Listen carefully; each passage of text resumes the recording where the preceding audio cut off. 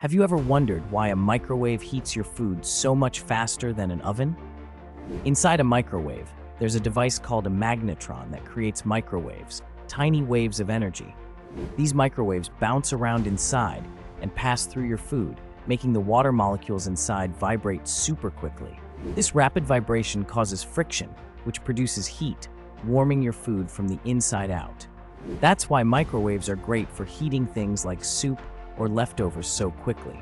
It's all about shaking up the water inside your meal.